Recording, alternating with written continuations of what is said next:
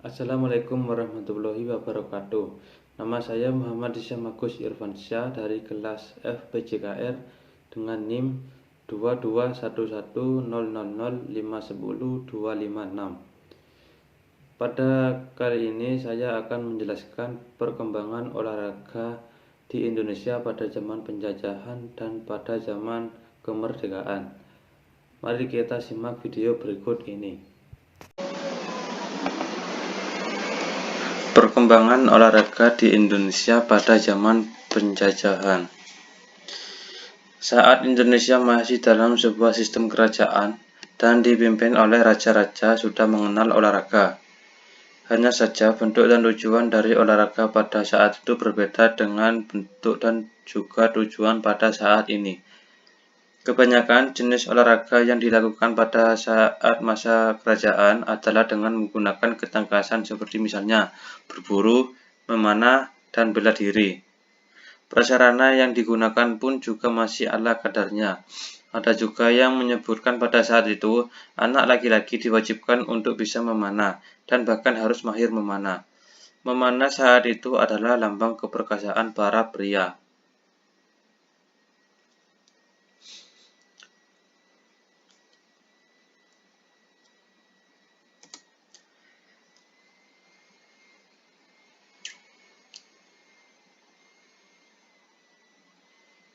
Salah satu sejarah tentang perkembangan dari olahraga di Indonesia juga berkembang pada saat masa kerajaan Islam di Indonesia.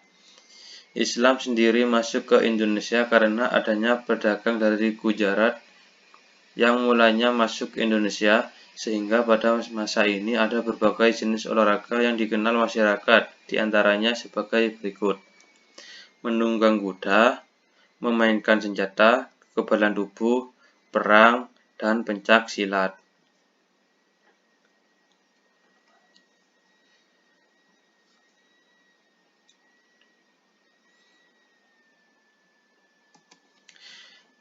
Bisa dibilang, perkembangan olahraga Indonesia menuju ke model olahraga yang modern dimulai sejak Belanda mulai menduduki Indonesia.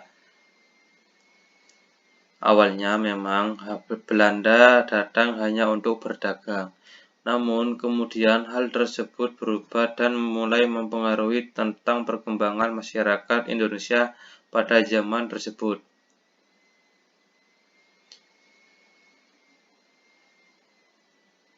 Menurut buku Sejarah dan Filsafat Olahraga pada tahun 2010 menyebutkan jika pada abad ke-19 olahraga yang masuk dan berkembang merupakan olahraga sistem Jerman yang diciptakan oleh Gutsmuth pada tahun 1957 sampai dengan 1835.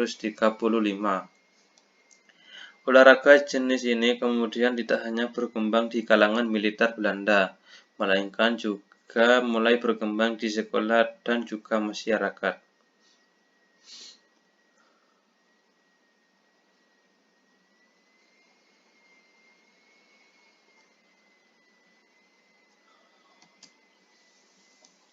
Kemudian olahraga di Indonesia juga mengalami perubahan setelah adanya penjajahan dari bangsa Jepang ke Indonesia.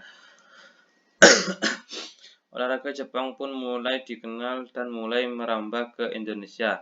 Berbagai jenis olahraga Jepang yang mulai terkenal diantaranya karate, judo, sumo, kendo. Berbagai jenis olahraga di atas kemudian juga mulai berkembang dengan semakin pesatnya. Bahkan berbagai kalangan menyukai dan menggunakan olahraga tersebut sebagai olahraga badan dan olahraga yang digunakan.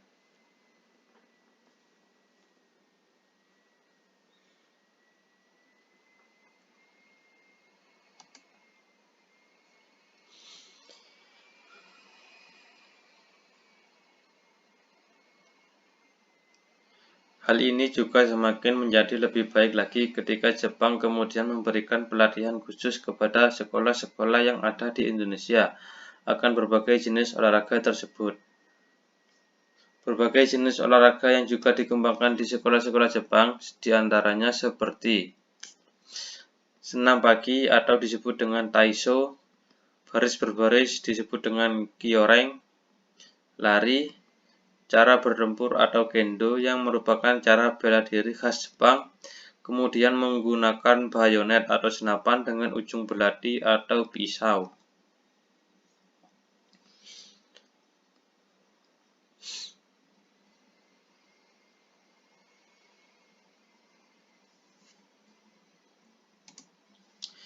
Perkembangan olahraga di Indonesia pada zaman kemerdekaan. Setelah kemerdekaan, kemudian sejarah olahraga di Indonesia memiliki nyawa kembali dengan diadakannya Kongres Olahraga yang pertama kali pasca kemerdekaan Indonesia. Kongres diselenggarakan pada bulan Januari 1946 di Harbibrojo, Solo. Kongres pertama hanya dihadiri oleh tokoh olahraga dari Jawa saja, karena memang pada saat itu situasi dan kondisi saat itu belum terlalu kondusif. Hasil dari kongres tersebut adalah disepakati dan diresikannya Polri, yang merupakan satu-satunya badan resmi Persatuan Olahraga Indonesia. Fungsi dan tujuan Polri sama persis dengan fungsi dari ISI. Berbagai kegiatan olahraga diurus oleh Polri, sehingga hak yang berkaitan Olimpiade yang kemudian dibentuk Komite Olimpiade Republik Indonesia yang diketuai oleh Sultan Hamengkubuwono IX di Yogyakarta. Salah satu ajang atau olahraga yang sedang berkembang pada saat itu Olimpiade. Olimpiade pada tahun 1948 merupakan Olimpiade ke-14 setelah 8 tahun tidak diselenggarakan karena adanya Perang Dunia Kedua.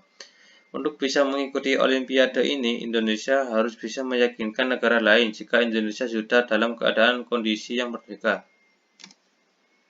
Sultan Syahrir dan Haji Agus Salim merupakan diplomat yang diusung untuk mendapatkan persetujuan dari negara lain. Indonesia pada saat itu harus kecewa karena paspor yang digunakan oleh atlet Indonesia tidak diakui oleh pemerintah Inggris.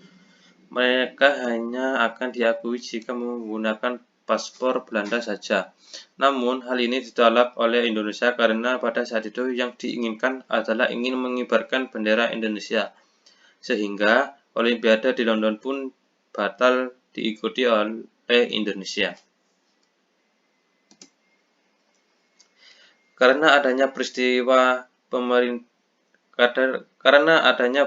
itu, pemerintah Indonesia memutuskan untuk mendirikan sebuah ajang olahraga sendiri, yaitu dengan mendirikan sebuah pekan olahraga yang sama persis yang pernah dilakukan oleh ISI.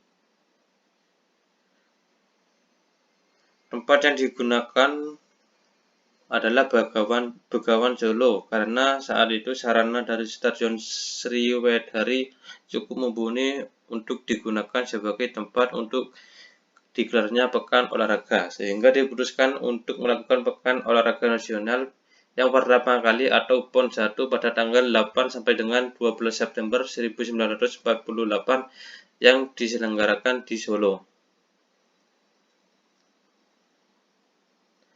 Mungkin itu saja yang bisa saya sampaikan tentang perkembangan olahraga pada zaman penjajahan dan zaman kemerdekaan.